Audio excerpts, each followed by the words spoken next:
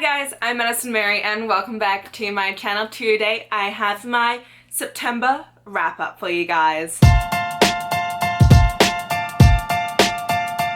So in the month of September I read a total of 7 books. Out of those 7 books I had 5 fantasy, 1 contemporary and 1 cultural fiction. Then age range wise I had 1 middle grade, 4 YA and 2 adult. And now for my favorite part of this wrap up.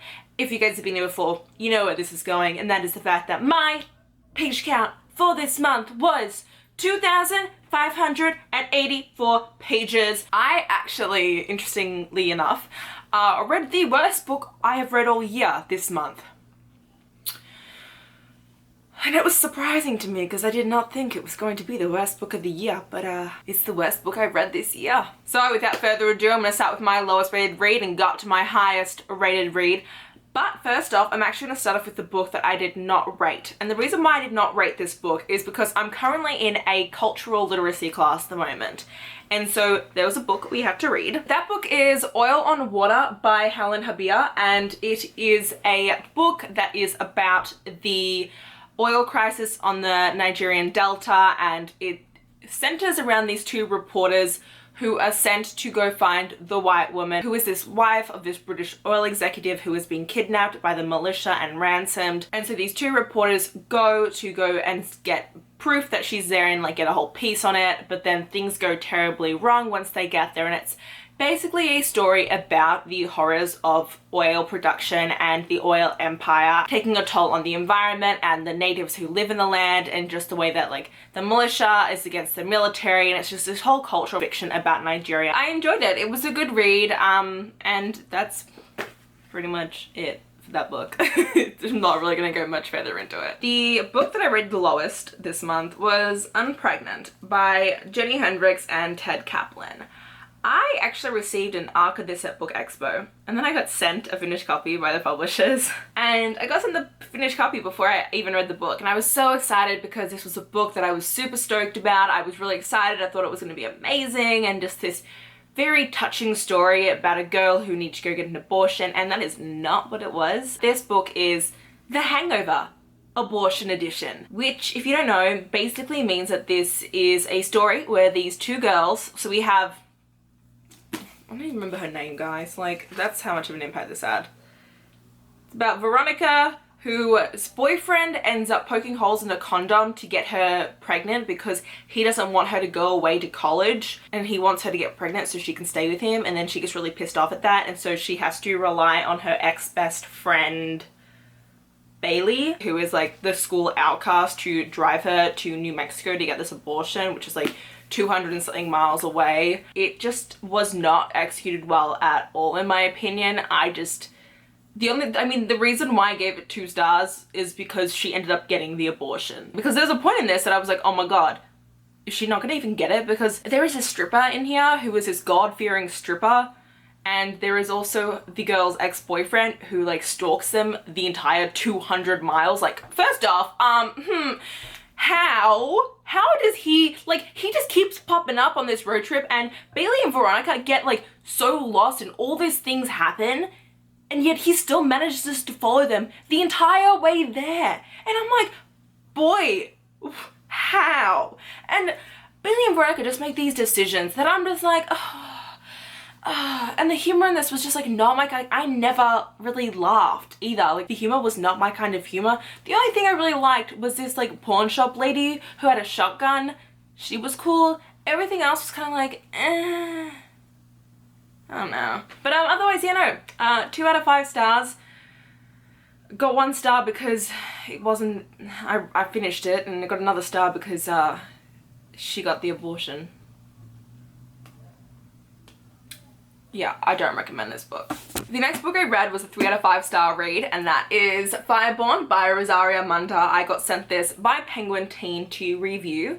3 out of 5 stars is my honest rating. I actually have a reading vlog about this and my experience reading this, as well as like other things, but like mostly documenting this. It took way too long for me to get into it, but let me tell you guys what it's about first.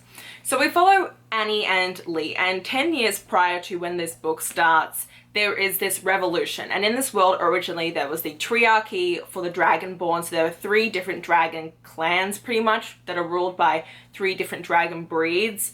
And they each have, like, a specific dragon lord, and he looks after, like, his own, like, little area of the kingdom. And they weren't, like, the nicest lords, you know. Sometimes to punish people, they would burn them with their dragons. And it was just not a very good, like, monarchy that was going on. And so there was a rebellion in which all the Dragonborn were like slaughtered except for the few that managed to escape. And Lee is one of the characters that we follow, and he's actually known by birth as Leo, and he is the son of Leon, who was actually one of the old Triarchy Dragon Lords, but he actually managed to escape and was then left in an orphanage and then grew up alongside Annie, whose family was killed by Lee's family via dragons. And so the 2 of them are raised in the orphanage together, and eventually the way that this new rebellion is kind of ruling is that they've taken these 32 dragon eggs and have decided to create like a new dragon riding clan out of like some commoners instead of like the normal like dragonborn people. Like their idea is, you know, let's get rid of the whole like blood ruling idea, like where your status is by birth. Let's make your status by, you know, like a test, and then if you test into certain things, or if you're chosen by like one of these dragon babies, then that means you're going to be like a dragon rider and things like that. So it's the idea of like giving people like a fair chance. And so Annie and Lee are then raised to become dragon riders, and they are part of a whole squadron. And at the time this takes place, there is currently a competition to become first rider, which is like the dragon riding commander. But during this time is when the escapees from the dragon, it's called Palace Day, the day that the rebellion happened. And so when the escapees from Palace Day finally comes back, and they're threatening to retake over the land, and they have dragons of their own, and it's about, you know, does Lee stay with his new hidden identity, or does he go back to his family, and does Annie keep on going with her desire to be a first rider, or does she like stay and like fall in love with Lee and things like that. And I feel like that took a while to kind of explain, and that's because it is a very intricate book, because it's very heavy in the dragon lore. And that's honestly what I adored the most about this book, was that the dragon aspect of this book was very prominent. This isn't a dragon book where the dragons are kind of sprinkled in. Like, the dragons are very pertinent to the storyline, and learning about the lore of like the Aurelian cycle, which is like this basically this like Bible that like the dragon triarchy followed. And it's just so interesting to like learn about these 3 different dragon breeds and how they used to rule. And watching, I think Lee was my favorite of the 2 POVs. I really did not like Annie until like the last quarter of the book. She was very bland and just like not an interesting character for a majority of the novel. And when one of your main POVs is someone who is just so uninteresting and you have no desire to really read their chapters, that really hinders the enjoyment of the book overall. I loved Lee. He was very interesting because you could see him being torn between, you know, living his new life and having learned that, you know, maybe what his family was, he grew up thinking his family was amazing for his first 7 years of his life. And then the last 10 years he's learned that maybe they're not as amazing as he thought they were when he was growing up, and he kind of starts to see the true light. And it's just a very beautiful progression of his character in this book, and I really enjoyed that. Annie was like I understood why we had her storyline, but it like was just not that great in my opinion. I will say that the main reason why this did get like a for sure 3 stars from me, and I actually almost gave it a 3.5, and that's because towards like the second half of this book, you see how this new rebellion is kind of trying to still keep a hold of their land, even with the dragons coming back in.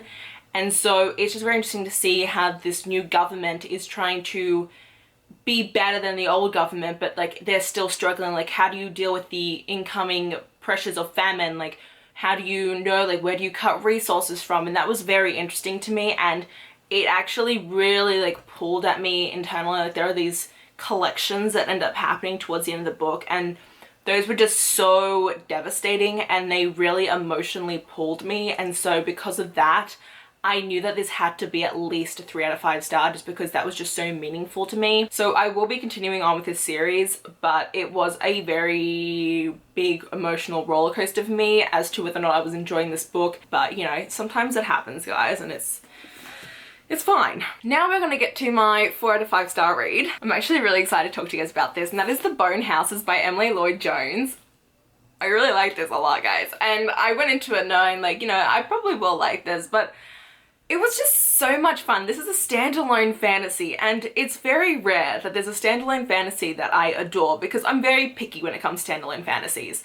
How many times did I just say standalone fantasies? So this is about Rin, and her mother and father have passed away, so she is the provider for her brother and younger sister, and she is the provider by being a grave digger because that is the role that her father was. However, in the town of Colburn, the dead don't always stay dead. They are known as bone houses when they arise because they're basically just the bones that come back out of the ground with like some flesh on it, but they're basically just bones. And they tend to normally keep to this forest, and they never really come into the town of Colburn. Sometimes they kind of scout the cemetery and the graveyard because, you know, sometimes they're buried there and that's where they come up from. So Rin is kind of tasked with defeating them. However, the town of Colburn doesn't really believe in the bone houses because they're not always seen, they're only at night time, and Rin's the only person who really sees them, plus the elderly people in her town, because the bone houses are the remnants from the time of the other king, which was this grand magical king that used to live in these lands before he was kind of run out from them. However, there is this map maker known as Elias, and he ends up coming into town, and when he comes into town to kind of map Colburn, because it's not really on the maps or anything and he's just a map maker, that's just what he does, he ends up kind of arousing the bone houses, and they start to, you know, begin to actually come into Colburn, and they start to like actually leave the forest. And he asks her to help him like go into the forest and kind of explore it, to kind of map it out. And Rin agrees because in the forest there is this cauldron that is supposedly part of the other king's castle when he left that will help her defeat the bone houses. So she agrees to go in with him, and it's about their adventure in this like magical forest where like all this like heebie-jeebie stuff is happening, and it's really cool. And I really loved it because there is such beautiful prose in here. I actually really enjoyed the writing, and it kind of gave the atmosphere of like this dark fairy tale. Like it had a really big like fairy tale feeling to it, but with a very dark atmosphere like thrown over it. We have Elias, who has his own secrets that you start to learn about, and one of the biggest things about his character is that he has chronic pain. He had a shoulder injury when he was a young child, and ever since then he has been living in this chronic pain. And I really think the way that Emily Lloyd Jones wrote about it showed that even though a character can be in chronic pain, that doesn't mean that they themselves are weak for that. And it was not demeaning in any way, and it showed like a certain strength in the end. And there was actually a part where Rin says something. She goes, "Pain doesn't make a person weak or strong. Pain just is. It's not a purifier, it's a part of living." There is also a goat in this book that follows them throughout it. That's like a bone goat, so it dies and then it's like a resurrected goat, and that's freaking hilarious. I loved that. And overall, it's just a very beautifully atmospheric dark read. I think that it would be perfect to read during the Halloween months. I highly recommend it. I think that it was honestly fabulous, and I want to pick up more from Emily Lloyd Jones. Okay, so my first 5 out of 5 star book is Percy Jackson and the Olympians, The Battle of the Labyrinth. Dun, dun, dun, dun.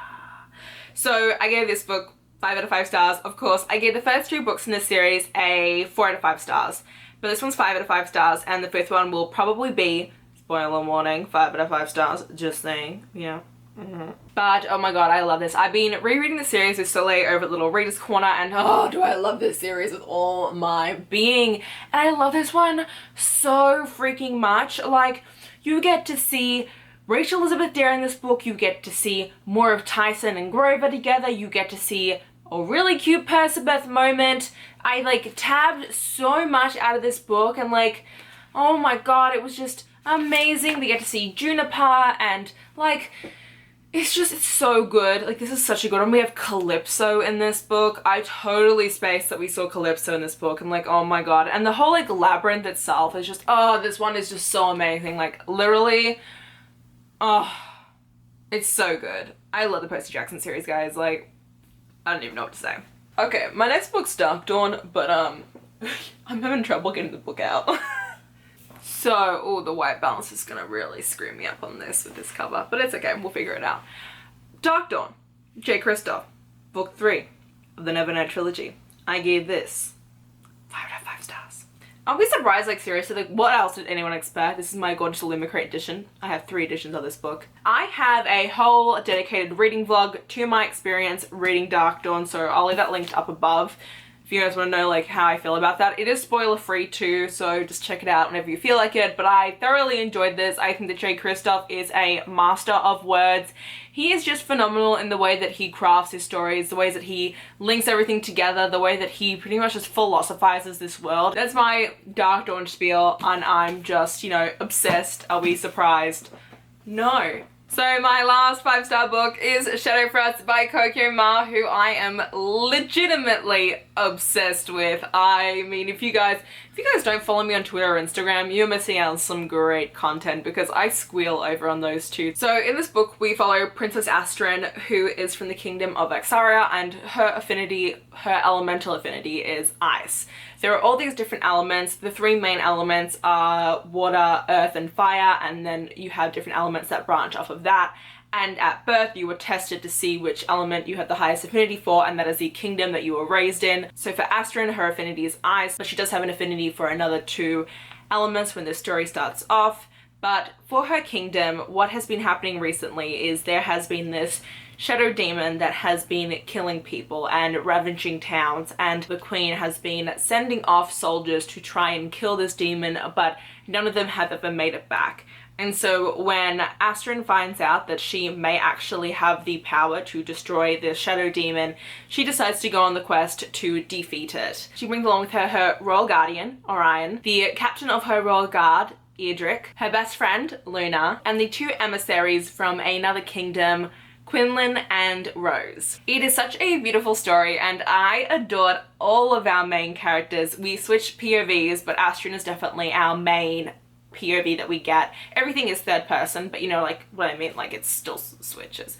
You understand my point. I really love seeing the relationships between all these characters blossom, and I know that some people probably think that this does kind of get a bit slow in the middle because there is a point where they're trying to hunt down this shadow creature and they kind of hit a wall with hunting it down. And so there's a portion of this book where you kind of just see their relationships all develop between one another and these like personal conflicts arising, which is something that I personally really adore as someone who is a very character-driven reader. I loved all of our characters, and as the story went on, I became more and more invested in all of them, to the extent that the way that this book ends had me just like sad face, because it was just like it was just so sad, because like things should be so good but things are just still so messed up and things happen, and I'm just like, no. So I'm really excited for the sequel, which is called Godstorm, and I'm like really stoked for it because we had a lot of like really cool revelations that happened in this and things that you found out, and I was constantly like guessing like who the person was controlling this like shadow creature and like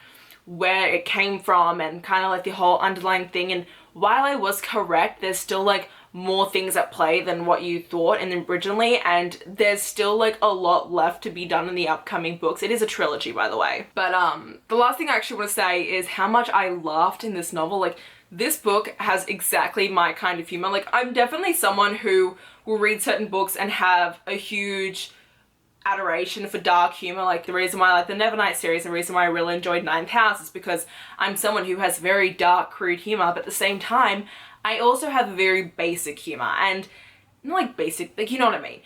But the humor in this book is just one that I really do like connect with, and maybe it's because Coco Ma herself is 19 years old and I'm only like 22, but I really did connect with this book and everything that was done. Like the characters to me were just very relatable and real people, and I cannot believe this is a book published by a 19-year-old who is studying at Yale currently. Like, that is just phenomenal to me, and Coco is hilarious and just the sweetest human being I have ever met, and I'm so glad that like she has this book out in the world and that everyone else gets to experience it now. And if you guys have taken anything away from this video, it is the fact that if this book sounds at all interesting to you, if you're at all a fan of elemental magic, definitely pick this up, because the elemental magic in this just had my heart soaring, because who doesn't love elemental magic? Let's be real, guys. But yeah, if you guys have read any of these books, let me know down below, or if I have inspired you to pick up any of them, let me know. If you guys enjoyed this video, please hit the like button down below. If you want to see more of me, please subscribe to my channel, and until next time, thanks a bunch, guys. Bye!